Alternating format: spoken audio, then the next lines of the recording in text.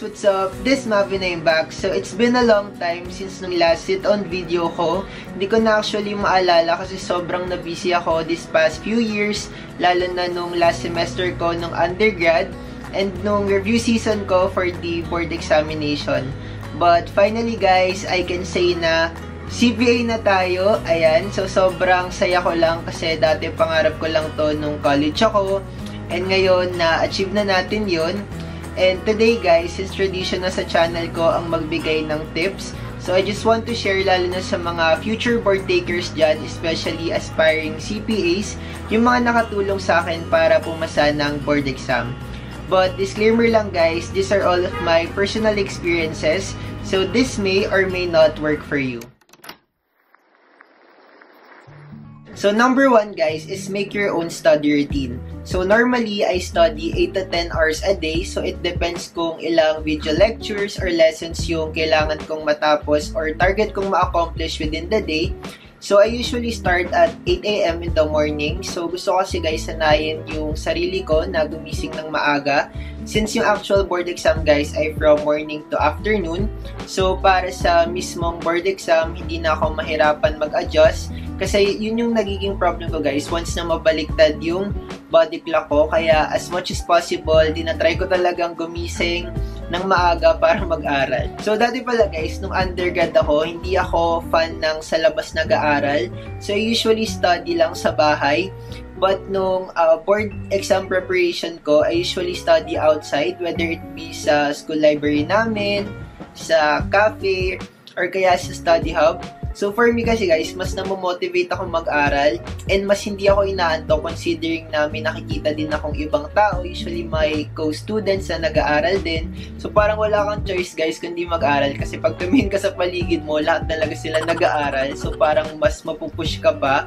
And syempre guys, nakakatulong din sa akin na may mga study buddies ako kasi may natatanungan ako and kapag during breaks, may katawanan ako, may kakwentuhan. So parang gumagaan guys yung pakiramdam kapag alam mong may karamay ka. So number 2 is to track your progress. So for me, mahalaga to lalo na if marami ka pang mga lessons or video lectures na hindi naaaral. So in my case guys, I usually plan using my to-do list kung ano yung mga kailangan kong aralin for the day or week and kung ilang oras yung isiset ko. So this way guys, matatrack natin kung ano or ilan pa yung mga lessons na kailangan nating tapusin and para matrack din natin guys kung ilang araw na lang yung natitira before the actual board exam. So number 3 is do it at your own pace. So as an average student, di natin may iwasan na ma-pressure sa progress ng iba, lalo na kapag sinasabi nilang ito na yung mga natapos nilang video lectures or ito na yung mga nasagutan nilang practice handouts. So ever since guys, nung undergrad ako, I try not to compare myself sa iba kasi I know na magkakaiba tayo ng pacing and magkakaiba din tayo kung gaano natin kabilis na absorb yung mga lessons. Kaya for me guys, trust yourself, trust your own ways kung paano kayo mag-aral. So wag kayo ma-pressure guys kung may mas nauuna man sa inyo. Just do it at your own pace kasi small progress is still a progress and there are times na madidrain talaga tayo and it's okay to rest, spend time with family and friends. And hindi guys masamang mag-unwind kahit pa during review season. Basta ang importante naman ay ma-accomplish natin yung mga kailangan nating matapos even at your own pace. And just to add lang guys, trust your own review materials kasi hindi porket na yun yung ginamit nilang source ng handouts or materials ay yun na rin yung gagamitin mo. So use what you think is best for you. So may kasabihan nga tayo guys na hindi naman sa dami ng review materials para matuto tayo, but sa quality ng materials na meron ka. Number 4 is be efficient. So considering na ilang months lang to prepare for the actual board exam, so I try to be efficient when it comes to studying. So in my case, malaking tulong talaga sa akin yung notes ko nung undergrad kasi hanggang actual board exam nagamit ko siya.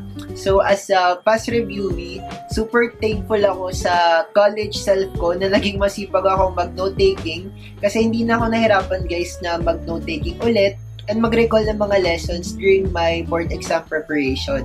To save a lot of time guys, I mainly use my undergrad notes for the exam coverage kasi mas nasanay na ako na gamitin yon, and just supplement it with additional handouts or materials from my review center for those topics na hindi masyadong na-cover during my undergrad, and for those topics din na nahihirapan ako. So, sa mga curious dyan kung ano yung review center ko, so ito yung CPAR or CPA Review School of the Philippines. So, nabili ko siya kasi nandun yung mga favorite UST professors ko, and syempre, convenient din for me kasi malapit lang siya sa school namin. So, pagtawid mo ng overpass, guys, yun na yung CPAR. Number 5 is to know your weaknesses.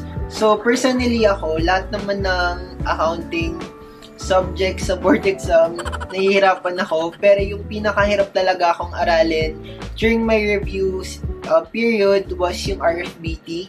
Considering na madaming batas na kailangan tandaan, especially with special laws, na hindi masyadong na-cover nung undergrad namin. Kaya, tip ko sa inyo guys is try to prioritize kung saan kayo nahihirapan and try to put extra time and effort dun sa mga mahihirap talagang na topics. Number 6 guys is answer practice handouts. So, malaking tulong talaga to for me kasi mas napapractice ako na magsagot ng questions, nalalaman ko yung mga type of questions na possible na lumabas, and somehow nare-review ko na rin kasi guys while answering. So, in my case guys, target ko talaga noon na 1 week before the actual board exam ay matapos or mapasadahan ko lahat ng exam coverage para sa final week before the actual board exam ay magsasagot na lang ako ng mga practice handouts.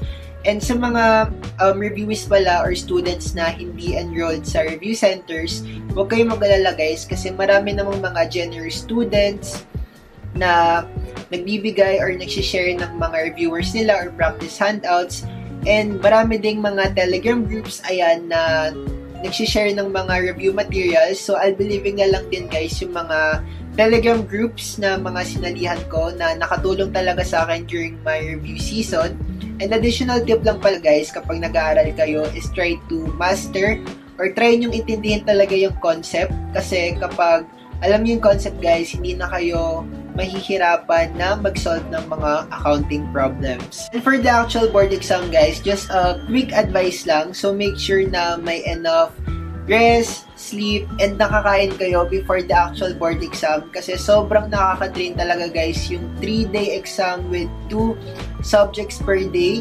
So in my case guys, ang sleep ko noon before the actual board exam was 6 hours. So everyday nakaka 6 hours pataas ako. So I made sure na hindi na bababa doon kasi sobrang hirap talaga guys mag-exam kapag walang tulog. So, na-experience ko siya nung undergrad ako. So, mahirap pumasok yung mga pinag-aralan natin kapag puyat tayo. So, make sure talaga guys na nakapagpahinga tayo before the actual board exam.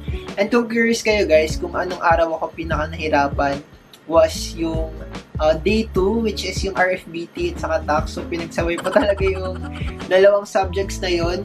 And sobrang nahirapan ako guys kasi ang daming terms, ang daming grades, lalo na sa tax na kailangan tandaan. So, halo-halo na sa utak mo. Pero guys, naniniwala ako na mas magagaling pa kayo sa amin. And I know na kayang-kaya niyo yan, mga future CPAs. And lastly lang guys, mag-pray tayo. So, madaming prayers before, during, and after the examination. And alam ko naman na tutulungan tayo ni Lord. So, good luck sa mga future CPAs. That's it guys for my personal experiences and tips. So, sana may nakuha kayong lessons from me and may natutunan din kayo. And somehow, sana makatulong din yung mga sinabi ko sa inyo para makapasa kayo sa board exam. And before I end this video, magkakaroon lang pala tayo ng simple giveaway. And this is my calculator. So, this was my calculator when I was in undergrad and nagamit ko din to nung actual board exam. So, sa mga gusto sumali dyan guys, simple lang ang mechanics. So, you just need to subscribe to my channel and just comment one study tip for your co-student or co-reviewee. So, it doesn't have to be long naman guys. So, kayo bahala kung ano yung magiging atake nyo. So, ayun, kayo na bahala guys. So, ang mananalo na lang guys is yung highest likes. And ang deadline pala neto guys ay on May 25, 2025, 12 noon. And I'll just announce it na lang sa Facebook page or Instagram account ko, yung magiging winner. So, stay tuned. So, thank you guys for watching, and I hope you liked this video for today. And if you did, make sure to give this video a big thumbs up.